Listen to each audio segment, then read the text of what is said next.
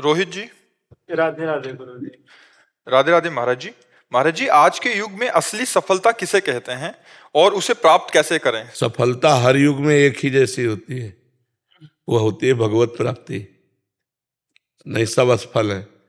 तुम चाहे जितने बड़े पद में पहुंच गए हो, चाहे जितने अरब रुपया जमा कर लियो, चाहे जितना सुंदर परिवार हो, चाहे जितना सुंदर महल हो, चाहे जितनी सुंदर गाड़ियां हैं, मरोगे तो इनमें से क्या जाएगा? तो असफल हो गए ना भाई। कमाने यहां आए थे 70 वर्ष, 80 वर्ष, 100 वर्ष, 120 वर्ष, इसके आगे तो आयु है नहीं मनुष्य की। इतने में जो कुछ कमाया उसमें से 5 रुपए भी नहीं ले जा सके, तो असफल रहे कि सफल? असफल रहे ना। तो सफलता है भगवान की प्राप्ति हर युग में। चौं जुग चौं श्रुति नाम प्रभाऊ, लोकों वेद नानु पाऊ। यदि हर समय मधुर मधुर भगवान का नाम जप कर रहे, इससे बड़ा कोई योग नहीं। तेषाम सतत युक्ता नाम भजताम प्रीतिपूर्वकम ददामि बुद्धि योगम तम एन मामुपयांति ते। जो प्रेम पूर्वक नाम जप करता रहता, उससे बड़ा कोई योगी नहीं। इसलिए यही सफलता है। हर समय हर सेकेंड भगवान का विस्मरण ना होने पावे, हर समय स्मरण करो। यही परम योग है, यही परम सफलता है, यही परम लाभ है। समझ पाए? महाराज जी, इस सफलता को प्राप्त करने के लिए क्या करना पड़ेगा? भगवान से प्रार्थना करे। सबसे पहले साधु संगति। प्रथम भगति संतन कर संगा। सबसे पहली भक्ति भगवान के प्रेमी महात्माओं का, संत हो, प्रेमी महात्माओं का, प्रपंचियों का नहीं। प्रपंचियों को नहीं। अगर प्रपंचियों को, तो वही प्रपंचे भरा रहेगा। हंसी मजाक, ये रुपया पैसा लेन देन, वो सब प्रपंच है। शुद्ध बात, त्रिगुणातीत बात, केवल भगवान से मतलब जिनको, ऐसे भक्तों का संग हो। महत्संगस्तु दुर्लभो अगम्यो अमोघस्य। महापुरुषों का संग दुर्लभ है। अगर मिल जाए तो निर्वाह करना कठिन हो, निर्वाह कर ले जाए तो परम पद निश्चित मिल जाएगा। तो भगवान से पहले प्रार्थना करे, प्रथम भगति संतन करे संगा, और दूसरी रति मम कथा प्रसंगा। दूसरी भगवान के चरित्रों का खूब स्वाध्याय करे, खूब श्रवण करे, खूब मनन करे। गुरुपद पंकज सेवा तीसरी भक्ति अमान। श्री गुरुदेव भगवान के चरणों का आश्रय ले और मान रहित होकर गुरुदेव के चरणों की सेवा करे। चौथी भगत मम गुण गण करे कपट तज गान। चौथी भक्ति भगवान की लीला गुणों का कपट तज करके गान करे। कपट तज, लीला गुण भगवान के गा रहे, रुपया चाह रहे हैं। चौथी भगत मम गुण करे कपट तज गान। मंत्र जाप मम दृढ़ विश्वासा। पांचवी भक्ति है, मेरे मंत्र का निरंतर जाप हो और उसमें दृढ़ विश्वास हो। पंचम भजन सुवेद प्रकाशा। छठदम शील विरत बहु कर्मा, निरत निरंतर सज्जन धर्मा। छठवीं भक्ति है, शीलवान बने, सहनशील बने। चाहे जितना मान हो या अपमान हो, दुख हो या सुख हो, निंदा हो या स्तुति हो, समान भाव रहकर। छठदम शील, और बहुत से उन कर्मों का त्याग कर दे जो भक्ति विरोधी कर्म है। छठदम शील विरत बहु कर्मा, और निरत निरंतर सज्जन धर्मा। जो संत महापुरुषों ने धर्मशास्त्रों में क्रियाएं कही है, वही कर्म करना चाहिए, अन्यथा उन कर्मों का त्याग कर देना चाहिए जो भक्ति विरोधी कर्म है। बहुत प्रकार से जो प्रपंच में उलझा देते हैं, उन कर्मों का त्याग कर देना चाहिए। नहीं तो मंत्र जाप होगा ही नहीं, भजन होगा ही नहीं, इतना उलझा रहेगा कार्यों में। छठदम शील विरत बहुकर्मा, निरत निरंतर सज्जन धर्मा।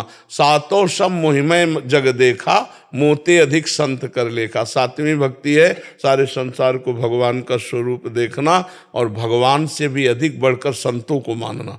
सातों सब मोहिमय जग देखा, मोते अधिक संत कर लेखा। आठों जथा लाभ संतोषा, सपने नहीं देखे पर दोषा। आठवीं की ऐसी स्थिति बना ले कि जथा लाभ संतोष, सदा काहू सो कछु न चाहोगो। किसी से कोई मांग नहीं, जैसे हमें भगवान रख रहे हैं, बस उसी स्थिति में हम राजी रहेंगे। ज्यों ज्यों राखत हो त्यों त्यों रहियत हो हरि, जोई जोई प्यारो करे सोई मोहि भावे। ये स्थिति। आठों जथा लाभ संतोषा, सपने नहीं देखे पर दोषा। स्वप्न में भी किसी के दोष न देखे। नवम सरल सबसन छलहीना। नवमी भक्ति है, पूर्णता है नवमी भक्ति। नवम सरल सबसल छलहीना। सरल स्वभाव न मन कुटिलाई, ये संतों का स्वभाव होता है। जो वाणी में वही हृदय में, वही क्रिया में, इसे ठीक आचरण कहते हैं। वाणी में कुछ है, मन में कुछ चल रहा है, क्रियाएं कुछ हो रहे हैं, ये कपटी पुरुष है। सरलता ये कि जो बोल रहा है वही आचरण कर रहा है, वही उसके मन में है। नवम सरल सबसन छलहीना, किसी से छल भरा व्यवहार न करे। और मम भरोस ही हर्ष न देना, दृढ़ मेरे पर विश्वास हो, ना हर्ष हो, ना शोक हो, ना कभी किसी के सामने अपनी दैन्यता प्रकट करे। भागवतिक दैन्यता अलग है, गरीबी वाली दैन्यता न प्रकट करे कि बाबूजी कुछ सहयोग कर दो, नहीं। मम भरोस ही हरस न दीना, वो ऐसी दैन्यता न करे, किसी के सामने हाथ ना पसारे। तो भगवान सबको देने वाला है, वो जब देगा तो निहाल कर देगा। नौ माँ एको जिनके हुई, अगर नौवीं भक्ति में एक भी भक्ति किसी को तो उसका कल्याण हो जाएगा, उसका मंगल। महाराज जी आपने प्रथम पड़ा संत संग बताया इसमें, तो महाराज जी जो संसार में एकदम अभी भक्ति प्रारंभ ही नहीं हुई, उनको संतों के बारे ही पता नहीं है, विशुद्ध संत कैसे होंगे, कहाँ। भगवान से, इसीलिए हम सबसे पहले कहा भगवान से प्रार्थना करें कि हमें संत संग दिलावे। भगवान तो सब जानते हैं ना, तो भगवान से प्रार्थना करें तो ऐसे संतों के पास पहुंचा देंगे जिनके संग से परमार्थ पुष्ट होता है। ऐसा तो है ही नहीं कि असली संत है ही नहीं। अगर नकली नोट है तो असली उसका होगा कहीं, खोजो। अगर नकली कोई वस्तु है तो असली तो होगी ही ना, उसको खोजो। जिन खोजा तिन पाइया, गहरे पानी पैठ। तो तुम नहीं खोज पा रहे तो भगवान से प्रार्थना करो। तो भगवान जब द्रवहि दीन दयालु राघो, तो साधु संगति पाइए, तो संतों का संग करा देंगे। और संत संग हो गया तो फिर नौ भक्ति आ जाएगी अपने आप। राधा मोहन जी फतेहगढ़ से। श्री हरिवंश। श्री हरिवंश महाराज जी, आपके चरणों में कोटि कोटि प्रणाम। महाराज जी, प्रार्थी आपका शरणागत है और इस शरीर से आर्मी में कार्यरत है। श्री जी की कृपा से जम्मू कश्मीर में उन सैनिकों को ट्रेनिंग देने का सौभाग्य प्राप्त हुआ है जो आतंकवादियों को मारते हैं। इनमें कोई जवान जब शहीद हो जाता मन बहुत परेशान हो जाता है, जिनको उन्होंने ट्रेनिंग दी होती है। आप श्री के मुख से एक महाराज जी कोई ऐसे जो ट्रेनिंग कर रहे हैं उस ट्रेनिंग में जोड़ना चाहता हूँ, जिससे सैनिक नाम जप और ट्रेनिंग में अच्छा ध्यान लगाकर अपने लक्ष्य को सफलता प्राप्त। पहली बात तो ये ध्यान देनी है कि सैनिक की अकाल मृत्यु नहीं होगी, क्योंकि वो देशभक्ति के लिए प्राण समर्पित किए हुए है। तो जैसे युद्ध आदि में जो मृत्यु होती है वो पहले से निश्चित है, पहले से। उसकी अकाल मृत्यु नहीं होती है कि वो तो अभी 100 वर्ष तक जीवन लेके आया था और अचानक आतंकवादी की गोली, उसी को गोली लगेगी जिसकी आयु पूरी हुई है। तो पहली बात तो हम सबको ये ध्यान देना है कि हम मृत्यु लोक में आए हैं, मरना सबको है, लेकिन कहाँ मर रहा है और किसके लिए मर रहा है, ये खास बात है। आप देशभक्ति के लिए मर रहे हैं, आप देश रक्षा के लिए मर रहे हैं, आप संसार के उपकार के लिए मर रहे हैं। क्योंकि एक आतंकवादी अंदर घुस आया तो सैकड़ों लोगों की जान का खतरा हो जाएगा। एक पूरे प्रांत के प्रांत को हिला सकता है बम आदि के द्वारा। तो हम उसके लिए अगर प्राण त्याग देते हैं तो हमारी सदगति होगी। और मरना तो सबको है, इसका नाम मृत्यु लोक, सबको मरना है। लेकिन धन्य है आपका मरना जो आप देशभक्ति के लिए मर रहे हैं, जो आप संसार के उपकार के लिए मर रहे हैं, जो आप अपने परिवार का प्यार त्याग करके हमारे देश के लिए तैयारी करते हैं, हमारे देश के लिए प्राण न्यौछावर कर देते हैं। हम प्रणाम करते हैं आपको और आपकी सदगति होगी। आपको बहुत अच्छी सुविधाएं प्राप्त होंगी शरीर छूटने के बाद। अगर मनुष्य भी बनाया जाएगा तो पुनः ऐसा मनुष्य बनेगा जो महाभागवत होगा, जो महान देशभक्त होगा, जिसकी लोग वंदना करेंगे, ऐसा होगा। इसलिए निराश नहीं होना चाहिए। खूब अच्छे से ट्रेनिंग में ध्यान दो और मनाओ कि हम देशभक्ति के लिए बलिदान हो जाएं। मरना तो सबको है, हम ऐसी जगह मरें जहां हम तिरंगे में लिपट करके हमें सलूट किया जाए। तो धन्य है उनका जीवन जो वीर गति को प्राप्त होते हैं। ये वीर गति है जो शत्रुओं को ललकार कर परास्त करते हुए शरीर छोड़ता है। पहली बात, अगर बिल्कुल भजन नहीं तो भी स्वर्ग को प्राप्त होता है। अगर कहीं राधा राधा राधा भजन कर रहा है तो भगवान को सीधे प्राप्त होता है। इसलिए निराश और उदास होने की जरूरत नहीं है। मरना सबको है। हम जानबूझ करके भगवान या देशभक्ति के लिए जो कदम बढ़ाए हैं ये बहुत प्रशंसनीय है, वंदनीय है। हमारा देश वंदना करता है। आपको कोई पीड़ा नहीं होती, जब जवान मरता है तो हमको भी पीड़ा होती है। जब हमको सुनने को मिलता है अपने सहित तो पीड़ा होती है। ट्रक पलट गया जवानों का, वो तो हमें पीड़ा होती कि अरे यार, हमारा पूरा भारत हमें लगता है कि शोकाकुल होता है जब कोई सैनिक मरता है। तो जो भी समाचार सुनते हैं, जो भी, तो एक बार तो हृदय में पक्षपात उदय होता है ये वीर सैनिक के लिए कि इनके परिवार वालों को भगवान शीतलता प्रदान करें, शांति प्रदान करें और उसकी आत्मा को शांति प्रदान करें। तो हमें लगता है बहुत बड़ा मंगल है राष्ट्र सैनिक बनने में इसमें तनिक भी अमंगल नहीं है, और मृत्यु जब होनी तभी होगी, अन्यथा नहीं होगी। प्रभु जी, जैसे जिनको हम ट्रेनिंग देते हैं तो पता चलता है कि महीने 2 महीने बाद उसका बंदा शहीद हो गया, उस टाइम पे बड़ा विक्षेप होता हाँ बिल्कुल होता है, क्योंकि परिचय अपना हुआ ना, अपने उसको शिक्षा दी, पर विक्षेप को उसको भाव में लाओ, नहीं तो ठीक नहीं रहेगा, फिर आप कमजोर होते चले जाएंगे। कि हमने ट्रेनिंग दी, 2 महीने में उस देश की सेवा के काम में आ गया, हमारी ट्रेनिंग सफल हुई और वो अच्छी गति को प्राप्त हुआ, सल्यूट करो उसको, शोकित मत हो। शोकित होने में फिर आप कमजोर हो जाएंगे, फिर शिक्षा में कमी आ जाएगी, क्योंकि किसी भी तरह से हृदय को कमजोर नहीं करना, हृदय को और बलवान करना है। अगर अपने भी अंग कट जाए तो भी हमको दुश्मन को पछाड़ करके मृत्यु स्वीकार करनी है, हार नहीं। हमारा लक्ष्य यही होना चाहिए, वीरों का यही लक्ष्य होता है कि अगर हमारे हाथ कट जाएंगे तो हम दांत से तुम्हारा गला काट करके तब मरेंगे, ऐसे नहीं मरेंगे। मतलब बहुत जिद्दी स्वभाव और बहुत कठोर हृदय उस समय रखने की जरूरत है कि कोई हम दुश्मन आकर के हमारे चरणों में गिर जाए, त्राहिमाम बोल दे, तो भी हम नहीं बख्शेंगे, क्योंकि अभी त्राहिमाम बोलेगा पीछे से गर्दन काट देगा।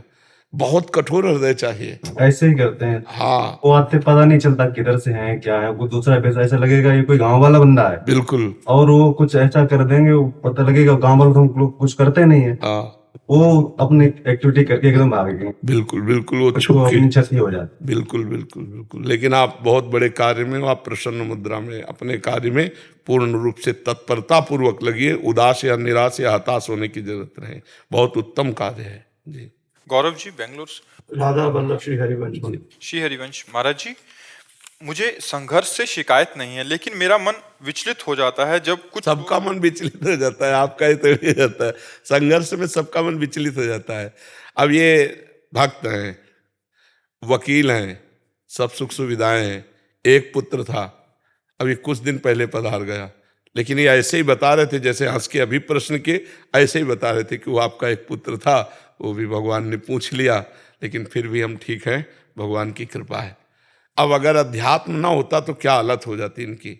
अध्यात्म को जानते हैं, अध्यात्म में चल रहे हैं, तो तब वो सहन कर पाए, हंस के बात कर रहे हैं। अकेला पुत्र हो, सारा जीवन पिता का तो पुत्र के लिए ही है ना, सारा वैभव सब कुछ उसी के लिए, और वही चला गया, तो अब जीवन निराश ना हो जाए। लेकिन देखो आज भी ये निराश नहीं। संघर्ष सबको दुख देता है, संघर्ष सबको कड़वा लगता है, पर सबको संघर्ष से आगे बढ़ना होगा। ये कह रहे हैं पर छल कपट करने वाले जो सहारा लेते हैं वो मतलब बहुत आगे निकल जाते हैं। कुछ आगे नहीं निकलते, वो ऊपर चढ़ाए जाते हैं पटकने के लिए। ऐसा मत मानो कि 4 आदमी पकड़ के किसी को 8वीं मंजिल पे ले जा रहे हैं तो बोले क्या यार, न तो लिफ्ट में जा रहा है न पैदल जा रहा है, 4 आदमी पकड़े उसको पटकले जा रहे हैं ऊपर। दृष्टि चाहिए महाराज जी। आप हाँ भाव, हाँ सांसारिक उन्नति में इतना ध्यान दिया, अब आध्यात्मिक उन्नति में आपकी शक्ति चाहिए महाराज जी। आध्यात्मिक, अच्छा जैसे ये हैं, तो जब इनका चिंतन हुआ तो मेरा हृदय शीतल हुआ कि हमारा बोलना सफल हुआ, क्योंकि सबसे बड़ी घटना ऐसी होती है नहीं, तो ऐसी स्थिति में माता पिता मतलब बिना आंसू बहाए मुस्कुरा के कि भगवान ने उसे पूछ लिया, जैसे मान लो किसी पदवी पे गया हो, बड़ी ऑफिसर बना हो, और उस तरह से, तो हमें लगा कि हमारे शिष्य भी हैं, तो हमें लगा कि हमारे अध्यात्म का हाँ सदुपयोग हुआ इस समय। इसी के लिए अध्यात्म होता है कि ऐसी विषम परिस्थितियों में, संघर्ष में हम मुस्कुरा के निकल जाएं उसे। तो ये तो सत्य है कि सबको जाना है, लेकिन ये भी सत्य है कि पिता अपने पुत्र के लिए सब कुछ लगा दिया, और जब वो पुत्र ना रहा तो पिता का जीवन क्या होगा। लेकिन ये लोग प्रसन्न हैं, यही अध्यात्म का बल है। हर आदमी संघर्ष से अगर आगे बढ़ सकता है, वो भगवान का आश्रय लेकर भगवान का नाम जप करते हुए, अन्यथा नहीं भैया, ये जिंदगी है ही ऐसी जो प्रश्नवाचक चिन्ह खड़ा ही रखती है। चाहे जितना उत्तर दे दो, प्रश्नवाचक चिन्ह खड़ा ही रहेगा इस जिंदगी में। कब खत्म होगा महाराज जी प्रश्नवाचक? भगवान की प्राप्ति होने के बाद। न सोचति न कांक्षति, ब्रह्मभूता प्रसन्नात्मा न सोचति न कांक्षति। जब भगवान के आश्रित हो जाओगे, भगवान का अनुभव, भगवान का भरोसा, तो कोई प्रश्न नहीं रहेगा। फिर न सोचति न कांक्षति, कोई प्रश्न नहीं रह जाएगा। उसके जीवन में बाहरी प्रतिकूलता अनुकूलता आएंगी नहीं क्या? हम नहीं, बाहरी प्रतिकूलता अनुकूलता आती है, पर प्रश्न नहीं होता उसके अंदर, प्रश्न नहीं होता, समाधान ही समाधान रहता, प्रश्न नहीं रहता। एक भागवती की स्थिति में होती चित्त का समाधान, जब चित्त का समाधान हो गया तो बाहरी का कोई प्रश्न नहीं रहता, हृदय में समाधान रहता है। और एक बात ये रहती कि प्रभु जो हमें दे रहे हैं वो बहुत सोच समझ के दे रहे हैं, इसमें हमारा मंगल विधान है। मानो प्रभु ने हमको ये स्थिति दी तो मेरे लायक है, और प्रभु ने जब दिया है तो इसमें मंगल विधान छुपा हुआ है, तो इसलिए कोई प्रश्न नहीं रहता। भक्त के जीवन में जो भी घटना घटेगी वो प्रभु के द्वारा ही होगी। अब उसका प्रारब्ध पीछे रहता है, भगवान आगे रहते हैं। इसलिए संघर्ष में जीवन तो सबका है, कोई ऐसा नहीं कह सकता कि मेरा जीवन संघर्ष में नहीं। हाँ, कुछ क्षण ऐसा हो सकता है कि अनुकूलता रहे, फिर दूसरे क्षण प्रतिकूलता आ जाती है। तो इसलिए नाम जप करो, भगवान का आश्रय रखो, तो संघर्ष से पार हो जाओगे। नहीं, बड़ी बड़ी कठिनाई है। जिसको हम दिल दे देते हैं वो जब जाता है तो अपना जीना मुश्किल हो जाता है, नहीं हो जाता? मतलब पत्नी है, पुत्र है, माता पिता, जिससे हम प्यार कर बैठे अधिक प्यार हो गया, और वो जब जाता है तब हमारा जीना मुश्किल हो जाता है। तो जाना तो यहाँ से सबको है ही, लेकिन हम निर्विकार होकर भगवान का भजन करते हुए जाएं, ये अच्छा रहेगा। ना कि विकारी होकर शोकग्रस्त होकर जाए यहाँ से। तो भजन करो, नाम जप करो, भगवान के भरोसे में रहो। राधे राधे महाराज जी। महाराज जी, आपकी कृपा से वृंदावन वास मिला, शरणागति मिली, परंतु निरंतर प्रयास करने के बाद भी शास्त्रों के अनुसार कहे गए 5 महापाप मांस, मदिरा, द्रुत क्रीड़ा, व्यभिचार इत्यादि शरीर से जानकर हुए। इन्हें आपके समक्ष कबूल करके आपसे प्रार्थना है कि कोई प्रायश्चित बताएं महाराज जी, दंड दें। नहीं, हमारी प्रार्थना है कि सबसे बड़ा प्रायश्चित होता है अबलो नशानी अब ना नशे हो। पहला प्रायश्चित स्वीकार करो तो आगे के प्रायश्चित हम बताएं तुम्हें। पहला स्वीकार करो, अबलो नशानी अब ना नशे हो। आज तक किया, कसम खाता हूं कि आज के बाद नहीं करूंगा। बोलो, आज के बाद नहीं करूंगा। अभी एक शब्द भूल गए। आज कसम खाता हूँ, आज के बाद नहीं करूंगा। नहीं करूंगा। सर्व पापों का प्रायश्चित पहले एक ये।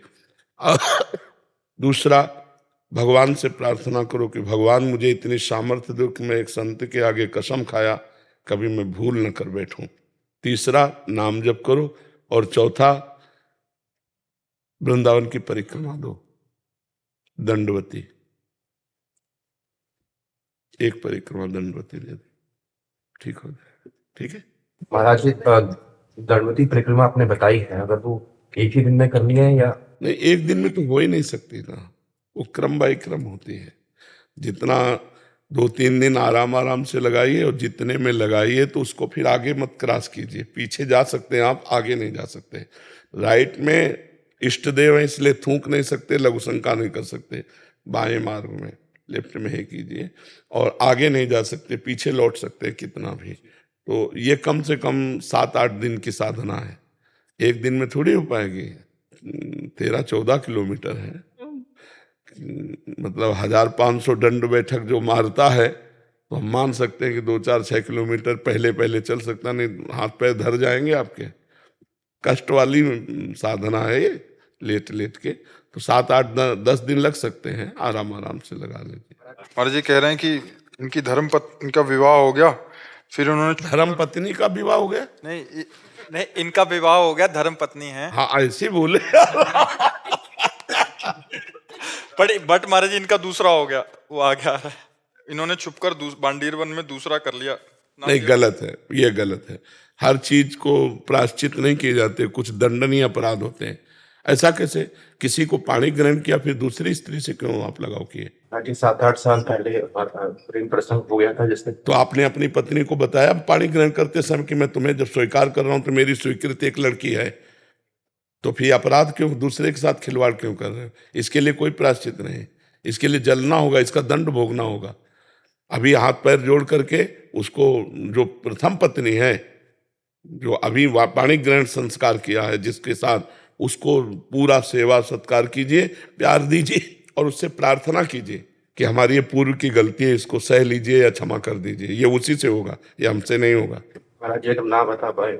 और अगर उसको पता चला फिर। महाराज जी, जो अभी दूसरी मेरी पत्नी है, वो अभी आध्यात्मिक की ओर चली गई हैं, निरंतर नाम जप कर रही हैं, वो भगवान की तरफ लग गई हैं। अगर उसका हृदय जल गया तुम्हारी इस क्रिया को जान करके या समझ करके, तो उसके लिए कोई प्रायश्चित नहीं, वो तुम्हें भोगना पड़ेगा समय आने पर। ये कैसा खिलवाड़ किया जाता है जिंदगी में? अगर पहले थी तो पाणी ग्रहण क्यों किया? उसको स्पष्ट कह देती कि प्लीज मैं आपसे कुछ बात करना चाहता हूँ। मेरा प्रेम प्रसंग है, मैं आपको धोखे में नहीं डालूंगा, अब आपको करना है तो कर लीजिए। अगर अपनी बात हम कह देते हैं, किसी से तो हमें दबने की बात नहीं रहेगी। अब उसको तो आपने स्वीकार कर लिया कि पत्नी रूप में, इसके बाद दूसरे से चरित्रहीनता, अब ठीक हो जाओ यार, नहीं बहुत दुर्गति होगी, बहुत दुर्गति होगी। इन सब आचरणों से कुछ नहीं रखा, भोग लिया, कुछ मिला क्या तुम्हें? फिर क्या है ये? राधा राधे राधे महाराज जी। महाराज जी, आध्यात्मिक दृष्टिकोण से असफलता का क्या अर्थ है? भगवत विस्मरण, जिसकी स्मृति में संसार के व्यक्ति वस्तु स्थान का चिंतन होता रहता है, वो असफल पुरुष है। और जिसका अव्यावृत भजनात् अखंड तैल धारावत निरंतर भगवान की स्मृति, वो अध्यात्म में सफल हो गया। अध्यात्म में सफल हो गया तो फिर व्यवहार में तो सफल हो ही गया। जिसका निरंतर भगवान का चिंतन चलता रहता है, हाँ, सब साधन कर यह फल सुंदर, प्रभु पद पंकज प्रीति निरंतर। समस्त साधना का ये सुंदर फल है कि प्रभु के चरणों का निरंतर ध्यान, निरंतर चिंतन चलता रहे। राम कृष्ण हरि राधा जो नाम प्रिय हो, निरंतर चलता रहे। और हमारे को किसी भी द्वंद्व से कोई भी उद्वेग न हो। मान करे तो हर्ष न हो, अपमान करे तो शोक न हो, निंदा करे तो हमें दुख न हो, स्तुति करे तो हमें सुख न हो। जय हो या पराजय, सुख हो या दुख, मान हो या अपमान, सबको समान रखकर निरंतर नाम जप करना, यही अध्यात्म की सफलता है। और द्वंद्वों में फंस जाना और भगवान का विस्मरण हो जाना, यही अध्यात्म की असफलता है। भोगों में फंस जाना, यही अध्यात्म की असफलता है। महाराज जी कह रहे हैं कि विद्यार्थी हैं, तो उस दृष्टिकोण से जब असफलता मिलती है तो अध्यात्म की दृष्टि से देखा जाए तो असफलता का क्या रूप रहेगा महाराज जी? मेरे प्रयास में कमी नहीं होनी चाहिए, और फिर अगर हम फेल हो जाते हैं तो फिर हमारा प्रारब्ध भोग है। अन्यथा अपने प्रयास की तरफ देखना चाहिए कि मेरी पढ़ाई में, हम तो ये कहते हैं विद्यार्थी का फेल होना हो ही नहीं सकता, क्योंकि विद्यार्थी के क्लास के अनुसार ही प्रश्न किया जाता है। क्लास से बाहर प्रश्न नहीं किया जाता कि आप 7 क्लास में हो, आपको 8 क्लास के, 9 क्लास के, ऐसा नहीं है। आप अगर 7 में हो तो 7 ही के क्लास के, और आपकी बुक से किया जाएगा तो आप उत्तर क्यों नहीं दे पाए? क्योंकि आपका एक चैप्टर है, उस चैप्टर में आप प्रवीण क्यों नहीं बने? साल भर दिया जाता है आपको जीतने के लिए, 1 वर्ष दिया जाता है। 1 वर्ष में परीक्षा होती है, जो क्लास परिवर्तन होता है तो 1 वर्ष सालाना परीक्षा के बाद ही तो होती है। तो 1 वर्ष तक आप क्या करते रहे? आप अगर सही प्रश्न का उत्तर दिए तो मुझे ऐसा नहीं लगता कि टीचर लोग हमारे सही उत्तर में नंबर ना दें। क्यों ऐसा हो सकता है? सही उत्तर में नंबर ना दें। अगर वो ऐसा करते हैं तो महान पातक करते हैं, वो महान अपराधी हैं।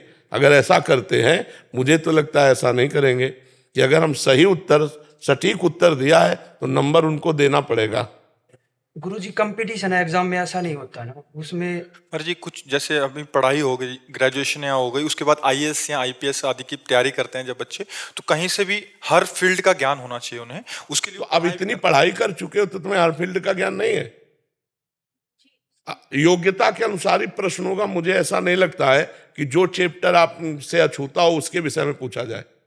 जैसे जीके होती है, जनरल नॉलेज होती है ना गुरुजी, उसमें तो कुछ भी पूछ लेते। तो हमको जनरल भारत के अंतर्गत पूछेगा, विदेश के अंतर्गत पूछेगा, तो हमारी खोपड़ी इतनी बड़ी कि हम ब्रह्मांड को पूरा याद कर सकते हैं। अगर हम ब्रह्मचर्य से सही चले और अपनी पढ़ाई पर ध्यान दें तो कोई ऐसी बात नहीं जो हम बोल ना सके, कोई ऐसी बात नहीं। जैसे आप कितनी सीढ़ियां चढ़ के आए, तो अंजाद में तो लगभग तुरंत बोलना चाहिए 40 नहीं, 40 तो नहीं, 35 है, नहीं आप गिन लीजिए। आपको अपने उत्तर में बिल्कुल फिट, वो गिनने थोड़ी जाएंगे। अच्छा चलो दूसरा प्रश्न, अपने को बिल्कुल सटीक उत्तर देने के लिए एकदम विश्वासपूर्ण रहना है। ऐसा नहीं हो सकता, नहीं जी ऐसा है, आप प्रमाणित कीजिए बिल्कुल उसमें। तो उसके लिए आपको ब्रह्मचर्य और अपनी विद्या और सब अध्ययन और सब जानकारियां, हम जिस डिपार्टमेंट में जाना चाहते हैं हमको हर जानकारी रखनी है। तो ऐसे थोड़ी, अब जैसे अपने लोग हैं, अब ज्ञान मार्ग का प्रश्न कर दो आप, या भक्ति मार्ग करो या कर्म मार्ग करो, अष्टांग योग का करो, तो आपको हर उत्तर मिलेगा। तो गुरुजी आप जैसी बुद्धि कहाँ से मिले? ब्रह्मचर्य से। आज का नौजवान इसी से तो पतित हो रहा है, चाहे वो बच्ची हो चाहे बच्चा हो, ऐसे हवा चल गई। अब तुम करोगे बॉयफ्रेंड, करोगे मनोरंजन, तो स्कूल का जो प्रश्न आएगा उसका उत्तर कौन देगा? तुम्हारी बुद्धि वैसे ही भोगों में रम गई। इसीलिए तो ब्रह्मचर्य रहने की बात हम कहते हैं। तो अगर ब्रह्मचर्य नहीं रहोगे, नाम जप नहीं करोगे, तो बुद्धि तो मंद हो ही जाएगी। फिर अपने ही क्लास का उत्तर नहीं दे पाओगे, फिर सार्वजनिक जो जानकारियां हैं उनको कैसे आप जान पाओगे? अब हम गृहस्थी में नहीं गए, लेकिन आप गृहस्थी का कोई भी प्रश्न पूछो, हर उत्तर आपको मिलेगा। एक बार सुन लिया, हमारे दिमाग में बैठ गया और दिमाग को वहीं लगा दिया, दिमाग को लगा दिया, वही बात अनुभव हो गई, वही तुम्हें बोल दिया। जी। मधु पांडे जी, गाजियाबाद से। राधे राधे महाराज जी। महाराज जी, आपके बताए 2 दिन पहले के एकांतिक में गुरु के शरीर बिछड़ने का विषाद से प्रश्न उठा कि साधक को किसी भी शरीर संबंधी से मोह राग नहीं रखना चाहिए। फिर माता पिता क्यों ना हो, तो फिर ये गुरु जी का शरीर से भी तो हम क्यों ग्रसित हो रहे हैं? वो तो तत्व रूप हैं। क्या ये साधक का स्वार्थ होगा विलाप करना, जबकि ये पता हो कि गुरुदेव को श्री जी मिल गई, उनकी आराधना पूर्ण हुई? नहीं, इसमें प्रेम होता है। जैसे श्री विट्ठल विपुल देव जी महाराज, स्वामी किसका प्रश्न है? स्वामी हरिदास जी के शिष्य है ना। तो विट्ठल विपुल देव महाराज जी को जो ही पता चला कि स्वामी जी अंतर ध्यान हो गए, पधार गए, आंख में पट्टी बांध ली कि आज के बाद किसी को देखूंगा नहीं और जबान में अन्न और जल नहीं रखूंगा। जब मेरे गुरुदेव नहीं रहे तो मुझे जीना नहीं। तो कई दिन हो गए, तो फिर हरिराम व्यास जी ने एक रास का मंचन किया, जो ब्रजवासी बालकों के द्वारा होता है। फिर विट्ठल विपुल देव जी के पास गए और कहा चलो प्रिया प्रीतम बुला रहे हैं। तो हरिराम व्यास जी गए, बड़े महापुरुष हैं, तो आ गए। तो प्रियाजू से कहा इनकी आंख की पट्टी खोलो, तो इनको अपनी जूठन पवाओ, क्योंकि कुछ पाया ही नहीं, आंख की पट्टी नहीं खोली। तो प्रियाजू ने दौड़कर उनकी आंख की पट्टी खोल दी। जो ही खोली, देखे सामने प्रिया प्रीतम। उनका स्वामी जी कहाँ है? स्वामी हरिदास जी। उनका वो तो अंतर ध्यान हो गए, उसी समय शरीर छोड़ दिया, उसी समय प्राण छोड़ दिया। कुछ खाने पीने और देखने की बात है उसी। ये गुरु प्रेम होता है कि तत्व रूप में तो पहले भी थे आप, लेकिन हमारा कल्याण नहीं हुआ। हमारा कल्याण हुआ जब आप आकार रूप धारण किए। आकार रूप से आए तभी तो मुझे उपदेश मिला, तभी तो मैं समझ पाया। तत्व रूप में तो आप पहले भी थे, हमारे भी हृदय में थे। अखंड मंडलाकारम व्याप्तम येन चराचरम, लेकिन काम तो नहीं बना ना। काम तो हमारा तब बना जब आप आकार रूप में। तो मुझे इस आकार से कल्याण हो रहा है, इसलिए मैं इस आकार पर प्रेम करता हूँ। ये मोह नहीं, ये प्रेम है, गुरु प्रेम है। कि अब पर ये सत्य है कि शरीर तो जाना ही है, हमारा हो या आपका हो, एक न एक दिन तो जाना ही है। ये बड़े सौभाग्यशाली वो शिष्य हैं जो अपने गुरुदेव के सामने पधार जाते हैं। अपने गुरुदेव के लिए ऐसा सुनने को भी ना मिले कि वो पधार गए, हम पहले ही पधार जाए। ये तो बड़े सौभाग्य का विषय होता है। पर प्रायः हर महापुरुष को यहाँ से जाना पड़ता है। जी। दीपिका आर्या जी, राधे राधे महाराज जी। महाराज जी, आप कह रहे हैं कि वृंदावन से कभी भी कोई कॉल आता है या किसी भी कारणवश कोई भी फोन आदि आता है तो ये समझते हैं कि ये इशारा है वृंदावन जाना है। महाराज जी, बांकी बिहारी जी करते हैं या मन की चाल है ऐसा वृंदावन आना? नहीं, अब उसको चाल में तो न लीजिए। अगर वृंदावन धाम से किसी, मान लो किसी नाते रिश्ते संबंध से फोन जा रहा है, तो श्रीपाद प्रबोधानंद जी महाराज कहते हैं यदि कोई वृंदावन का तुम्हें स्मरण कर ले तो तुम्हारे अहोभाग्य, क्योंकि भगवान के धाम का वासी आपको स्मरण। पर उसमें ये देखे कि गलत स्मरण तो नहीं है, क्योंकि आपका स्त्री शरीर है। मुझे ऐसे होता है कि जैसे ऐसे फोन आता है कि आपको यहाँ पे प्रॉपर्टी लेनी है, तो मैं समझ जाती हूँ कि बांके बिहारी बुला। नहीं, इसमें थोड़ा भावुकता कम रखिएगा। अगर पुरुष शरीर होता है तो उसके लिए थोड़ा दूसरा विधान होता है, आपका शरीर दूसरा विधान। वो पवित्र संकल्प वाला, पवित्र आचरण वाला, पवित्र भाव वाला आपको स्मरण कर रहा है, या कोई आपको किसी भी तरह फंसाना तो नहीं चाहता। ये सावधानी रखनी है।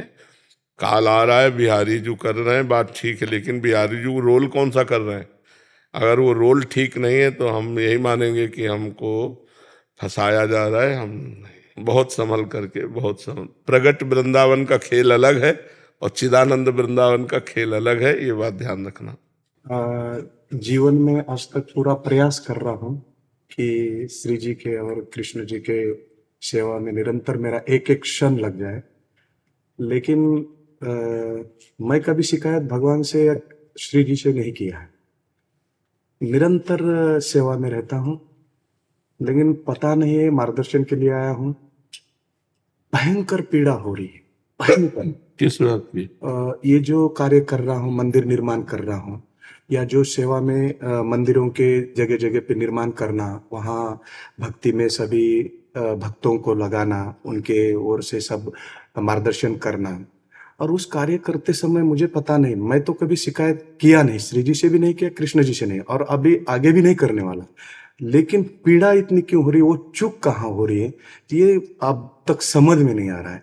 और मैं कोई पाप करके भी बहुत उनको सुख मिल रहा है, इसके बारे में भी मुझे कुछ लेना देना नहीं है। मैं समझता हूँ कि ये जो पीड़ा मिल रही है, या किस कारण मिल रही है, और ये पीड़ा का क्या उद्देश्य है कि इतना। पहली बात तो ये है कि सिद्ध होके इस कार्यों में लगा जाता है, साधक होके नहीं लगा जाता। अभी आपको जो कार्य करना था वो कार्य आपने किया नहीं। जब तक आत्मानंद का, कृष्णानंद का अनुभव ना हो जाए तब तक व्यवहार में नहीं उतरना चाहिए। ये शुद्ध परमार्थ नहीं है। शुद्ध परमार्थ में पहले स्वरूप का बोध होना चाहिए। तो आप आत्मानंद में, भगवदानंद में निरंतर निमग्न रहते। अब क्या है, अर्थ का चिंतन, व्यवहार का चिंतन, ईंट पत्थर का चिंतन, व्यवस्था का चिंतन, तो ये सिद्ध पुरुषों का कार्य है।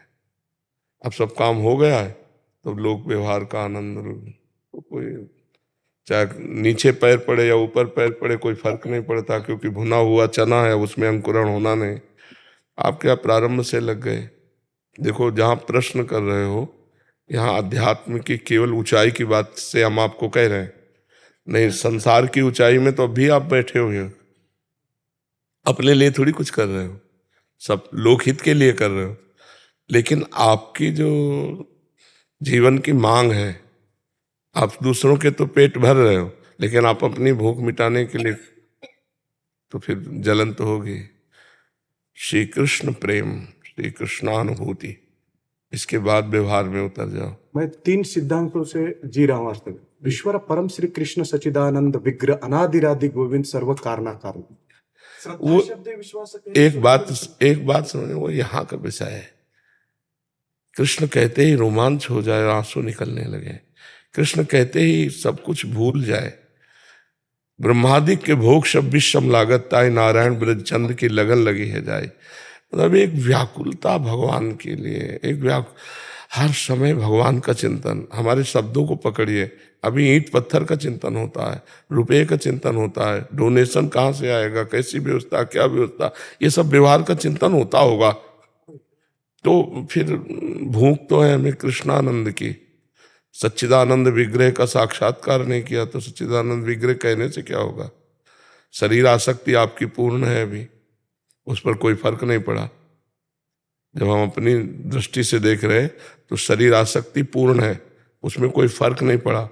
व्यवहार आसक्ति पूर्ण है, उसमें कोई फर्क नहीं पड़ा। देखो, इस समय जैसे हम बात कर रहे हैं ना, तो आपके लिए सिर्फ बात कर रहे हैं। दूरादपाश स्वजनान, स्वजन कहने वाले इस शरीर संबंधियों का त्याग नहीं है नहीं है। सुखमर्थ कोटिम, रुपये के द्वारा प्राप्त होने वाले करोड़ों प्रकार की चिंताएं वो हैं। और फिर सर्वेशु साधन वरिष्ठ चिरम निराशा, समस्त साधनों से भी चिरकाल तक नैराश्य को प्राप्त होकर श्री कृष्ण या किशोरी जी के चरणों का पूर्ण भरोसा और उसी में तन्मय, ये भी नहीं है। फिर कैसे? मैं निरंतर जब भी मैं पीड़ा में रहता हूँ, कष्ट में रहता हूँ, तो ये सत्य बात है। मैं कुंभ में भी एक दिन रहा था, मौनी अमावस्या के दिन, तो उसी कुंभ में जगत गुरु के साथ था, तो उसी में केवल पीड़ा हो रही थी इसी चीजों की। और उसी वक्त जब भी मुझे क्योंकि आपका हृदय पवित्र है ना, आप कोई अपवित्र हृदय के थोड़ी हो, पवित्र हृदय। पर वो हृदय की जो मांग है वो भगवदानंद है, और छुट्टू पुट्टू ओस के चाटने से प्यास नहीं बुझती। आपकी मांग श्री कृष्ण है, आपकी प्यास श्री कृष्ण से आप जान नहीं पा रहे। नहीं, आप कोई पाप कर्म थोड़ी कर रहे हो कि आपका हृदय जलेगा। समझ रहे हो ना? महाराज जी, इसमें एक चीज पूछना, महाराज जी बाहरी सत्क्रियाएं हो रही हैं, जैसे मंदिर आदि निर्माण हो रहा है, बट इन क्रियाओं का आंतरिक, हाँ, वो नहीं कैसे होगा महाराज जी? वो पहले एक बार हटना पड़ेगा, सबसे हटना पड़ेगा। हाँ, महाराज जी स्वस्थ होने पे फिर स्वतः होंगी? ये अगर भागवती क्रियाएं। हाँ, मतलब जैसे स्वयं भगवदानंद प्राप्त हो गया, अब वो जो कुछ चाहे जैसा चाहे हरि करवावे, उसका इससे कोई ताल्लुक नहीं होता। अगर ये 100 मंदिर एक साथ बनवाए तो कोई फर्क नहीं पड़ेगा, और ये फुटपाथ में पड़े रहे तो कोई फर्क नहीं पड़ेगा। तो पहले क्या करना चाहिए महाराज? पहले अपना कल्याण करो, पहले जग का कल्याण स्वयं होगा, पहले हमें भगवत प्राप्ति करनी चाहिए। उस कल्याण जो अभी हम जिस चेष्टा में लगे थे उसका फल ये है कि जो वार्ता हो रही है महाराज। हाँ, क्योंकि मतलब सही ठिकाने पे निशाना नहीं लगेगा तो गोली फिर ही जाएगी।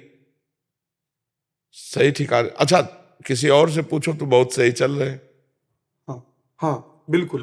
कहीं भी किंचन मात्र, वो हम जान रहे हैं कि हाँ, कहीं। बिल्कुल। जगत गुरु ने बोला कि मैंने उनको पूछा तो उन्होंने बोला आप बहुत पीड़ा से ग्रसित हो, आपका अनुष्ठान करना पड़ेगा। तो आपका एक मैंने परसों ही में 2 घंटा रोज आपका सुनता हूँ, तो उन्होंने बोला कि ऐसा ऐसा ऐसा ऐसा करना पड़ेगा। और आपने कहा था कि ये जो कलयुग है इसमें जो मिलावट सब है, घी ये सब, आप केवल नाम का जप करो। तो मैं 28 नामों का जप करता हूँ हर दिन 3 घंटा, और पूरा श्री जी का ध्यान करता हूँ। जब भी मुझे ऐसी पीड़ा होती है मैं श्री जी का चिंतन करता हूँ तो आपका चेहरा शरीर पूरा मेरे सपने में आता है, और तब मुझे शांति मिलती है और उससे निकल जाता हूँ। लगता है कि मैं जो श्री जी की प्रयास कर रहा हूँ, मैं कुछ भी नहीं कर पा रहा हूँ, केवल मैं उस रास्ते का जाने का, श्री जी का, श्री कृष्ण जी का बचपन से भक्त हूँ, बचपन से सेवा कर रहा हूँ। लेकिन कमियां जो आपने बताई एकदम स्पष्ट बताई है। मैंने जैसा कुंभ में जगत गुरु जी के पास बैठा, उनसे बातचीत किया इस बारे में, तो उन्होंने बोला कि आपको अनुष्ठान करना होगा, आपको कुछ पहनाना होगा, तो आप आइए कुछ दूंगा। तो ये मुझे बहुत अजब लगा, गजब। हमारी जब दृष्टि जाएगी ना तो कह देंगे उठी उतारो, घड़ी उतारो। उतार दिया उन्होंने उतार दिया, वो बोलने से पहले उतार दिया। और अनुष्ठान करने से कोई अनुष्ठान की जरूरत है, हम तुम्हें अनुष्ठान बता रहे हैं। मन वचन कर्म से हे हरि मैं आपका हूं, मुझे ये पूर्ण हो वो पूर्ण हो इससे कोई मतलब नहीं है, आपकी नौकरी केवल कर रहा हूं, मुझे चाहिए कि आप मुझे मिलिए। अब मैं अपने हृदय मंदिर में आपकी स्थापना करना चाहता हूं, बाहर तो स्थापना कर ही रहा हूं, हृदय मंदिर में आप आइए, आपको जितना जलाना है जला लीजिए, लेकिन आप मेरे हृदय मंदिर में आइए। किसी के अनुष्ठान की, किसी टोना टुटका की, तुम कोई पापी आदमी थोड़ी हो, कोई पाप थोड़ी कर रहे हो, बड़ा पुण्यात्मा महापुरुष ऐसे कार्य करते हैं। पर बात यह है कि श्री कृष्ण आपको ऊंचे उठाना चाहते हैं, इसलिए आपको असंतुष्ट कर रहे हैं। इसमें बात श्री कृष्ण की है कि वो आपको महापुरुष बनाना चाहते हैं, तो इसलिए आप जहाँ लगे हो वहाँ से वो आपको असंतुष्ट कर रहे हैं, वहाँ आपको जला रहे हैं कि आप और ऊपर उठो और ऊपर उठो। तो इसमें ये थोड़ी कि आप कोई त्रुटि कर रहे हो। आप जैसे कोई बिरले संत होते हैं जो अर्थ का सदुपयोग करके मंदिर आदि निर्माण करके लोक कल्याण में लगाते हैं, लेकिन चूंकि क्या बात हुई कि अभी हमारा काम नहीं हुआ, तो हमारी जो मांग है वो अधूरी रह गई, हम बाहर फैल गए, बाहर विस्तार को प्राप्त हो रहे हैं। अब हमें पहले समेटना चाहिए। जैसे मतलब आप बहुत अच्छे हो इसीलिए समझ पाओगे, इसीलिए हमने कह दिया, नहीं तुम बोलते नहीं, किसी संत के प्रति ऐसा थोड़ी बोला जाता है। देखो जहां हम पकड़ पा रहे, आपका गृह संबंध अभी त्याग नहीं हुआ, माता पिता परिवार, इसका राग है कि नहीं अंदर? हाँ, माता पिता के प्रति बहुत भावुक रहता हूँ, बहुत इमोशनल रहता हूँ, उनसे अटैच। इसी को तो राग कहते हैं, इसी को तो मोह कहते हैं। सरल भाषा में गोस्वामी जी ने सबसे पहली बात कही, रामचंद्र जी अपने मुख से बोल रहे हैं, सबसे पहले माँ शब्द रखा, जननी जनक बंधु सुतदारा तन धन धाम सुहृद परिवारा। पहला ऑब्सेशन। दूसरा, धन पर महत्व बुद्धि है या नहीं है। तीसरा, शरीर पर ममत्व है कि नहीं, आप देख लीजिए, है ना।